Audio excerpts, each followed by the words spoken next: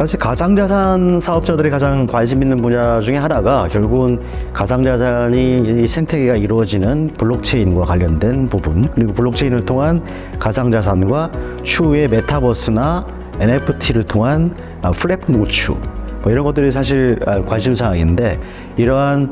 플랫폼 구축이나 암호화폐 발행, 그리고 거래소와의 계약, 그리고 중개거래소를 통한 계약이나 MOU 체결, 또 뭐 디파이 등에 관한 계약 체결에 관한 관련 기업에 대한 솔루션을 충분히 제공을 하고 있습니다. 사실 형사법적인 파트를 본다면 가상자산 사업자들 중에 상당수는 불순한 의도를 가지고 들어온 분들도 좀 상당히 있단 말이에요. 그리고 이제 최근에 한국뿐만이 아니라 세계적인 문제가 됐던 뭐 루나 사태라든지 이런 걸 본다면 사기라든지 유사소신 행위 규제에 관한 법률 위반, 이 사건이 또 많이 있기 때문에 이 부분에 관해서도 저희가 사실 관련 업체에서 의뢰가 오면 해당 부분에 대한 사기성을 사실 좀 없애는 부분에 대해서 회사에 컨설팅을 하기도 하고, 이런 부분은 문제가 있다라는 부분을 좀 더 집중적으로 얘기를 해서 법적 분쟁 발생 여지를 줄이는데 저희가 초점을 맞추고 있습니다. 또 가상자산과 관련된 경우는 사실은 상당히 최근에 만들어진 분야이기도 하고, 입법적으로 완비가 되진 않아서 미비한 파트가 많은 데다가 관련된 기관도 금융감독원에서 담당을 하는 건지 과기부에서 담당을 하는 건지 약간 애매한 부분이 많이 있어서, 사실은 저희 법인에서도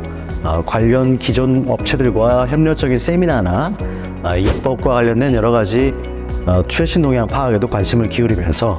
관련된 규제 혁신이나 사건의 궁극적인 해결을 위해서도 적극 대처하고 있습니다.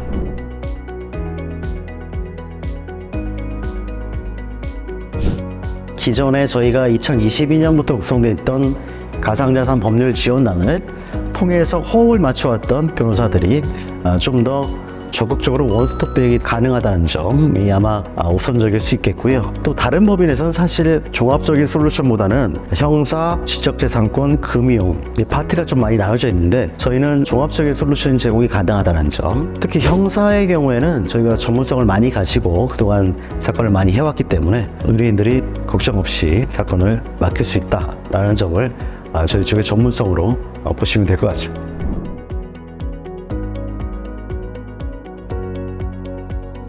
이 가상자산과 관련된 분야는 아무래도 이 자산, 특히 이제 금융과도 연결이 돼 있고 여러 사람들과 당사자와 연결이 되는 파트다 보니까 사건이 발생했을 경우에 금액의 규모가 상당하고, 코인과 관련된 부분일 경우에는 피해 액수도 상당한 데다가 조사 내용도 많고, 또 테크놀로지적인 부분도 여러 가지 가미가 돼 있어서 사실 기록량도 많고 수사기간도 오래 걸리고, 그런 여러 가지 특성이 있습니다. 또 다수 당사자와 이해와 관련된 부분이어서 변호 기간도 상당히 오래 걸리고, 피해자들이라든지 이런 피해 회복의 문제가 사실 또 중요한 부분이어서 저희가 이런 부분도 초점을 맞춰서 변호를 하기 위해서 노력을 하고 있고, 가상자산 파트 자체가 코인이라는 이런 기술적인 부분에 대한 입법 미비, 또 이해 부족 이런 것 때문에 감독기관이나 수사기관 자체에서도 정확한 법리 파악이 쉽지 않은 부분이어서 이런 부분도 저희가 종합적인 정리를 해서 의뢰인의 이익보를 위해서 많이 노력을 하고 있습니다. 결국은 이 가상자산도 어떤 중요한 자산의 문제이기도 하고 개척해 나가야 할 부분이기도 해서 새로운 동향 파악, 그리고 형사사건의 경우에는 전반적인 원스톱 대응을 통해서 의뢰인의 이익을 보호하고자 최선을 다하는 것이 결국 저희가 추구하는 방향성이라고 보시면 될 것 같습니다. 법무부인 대류가주에서는 최근까지 가상자산 운영업체 여러 곳을 자문해 왔고, 수사에서도 효과적으로 적극 대응해 왔습니다.